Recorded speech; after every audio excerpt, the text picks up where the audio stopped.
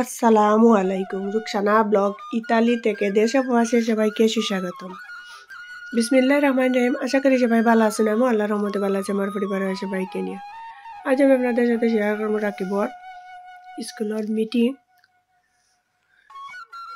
থানা পর্যায়ে বড় স্কুল, ওটার মাঝে রাকিবরে নিয়ে যাওয়ার লাগি বলছে তারা। তো গেছি আমরা, কাফে খাইরা রাকিবর বাপে আর রাখবে। ওই তো মিটিং কইরা ফিরে আইছি। আমরা মেন শহরও থাকি, এটার এখন বিয়াসার মধ্যে দিয়েও গড় আইয়ার। তো হয়তো আমার ব্যস্তের সাথে একটু শেয়ার করি, সাথে কিছু বাজার খরচও নিয়ে আইলাম, অফ ক্যামেরাতেও নিয়ে আইছি। ওখান একটু ওগুলা গুছাইয়ার হয়তো আমার ব্যস্তের সাথে একটু শেয়ার করি।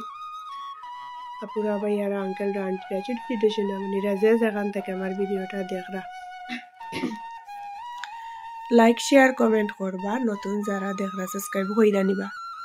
অলরেডি যারা সাবস্ক্রাইব করে লাইছেন তারা জানাই মন থেকে অনেক অনেক দোয়া ভালোবাসা। আশা করি সবাই আমার পাশে থাকবা, একটু সময় ব্যয় করে পুরো ভিডিওটা দেখবা। গুছানি হয়ে গেছে, সব ধরনের জিনিসপত্র নিয়ে আইলাম যা যা লাগে। এখন ঘরে আইসা এই তো ছোটো মাছ নিয়ে আইলাম ফ্রেশ, আছে সুপার মার্কেট থাকি। তো হাঁটা বাছা করলাম। এখন হাতে মাখাইয়া নিয়ার পেঁয়াজ কাঁচা মরিচ একটু বেশি দিয়ার, কারণ রাকিবে খাইতা নাই, আমরা খাইবো, এর জন্য মাখাইয়া বসাই দেব।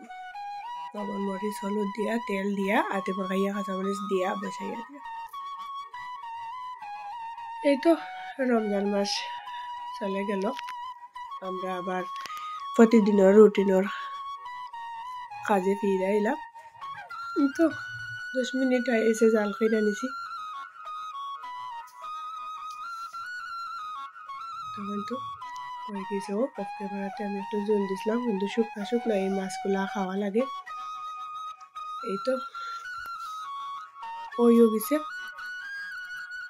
আর দুপুরের জন্য ঝটফট ডিম ভাজি হইরা নিমুগি। এই তো ডিম ভাজিও রেডি হয়ে যা বলতে কিভাবে করি আমি আপনাদের সাথে শেয়ার করবো। আপনারা আমার পাশেই তখন পুরো ভিডিওটা দেখুন, একটু সময় বেঁকে ধৈর্য সহকারে। আর 2-4 দিন খুব ব্যস্ত রাকিবরে নিয়ে, অসুস্থতা, এর জন্য আর ভিডিও দেওয়া হয় না, এতে আমি দুঃখিত। তখন ডিমটা আমি পেঁয়াজ কুচি, ধনেপাতা কুচি, কাঁচামরিচ দিয়ে আনিছি। রাকিবটাতে আবার কাঁচামরিচ দেই না। তেলও বহাইছি চুলার মধ্যে। এখন তেল গরম হয়ে গেছে, এক এক করে আমি ডিমগুলা ভাজি হইরা নিয়ে কেউ আবার ডিম উল্টাইতে সময় ভাঙ্গি যায়।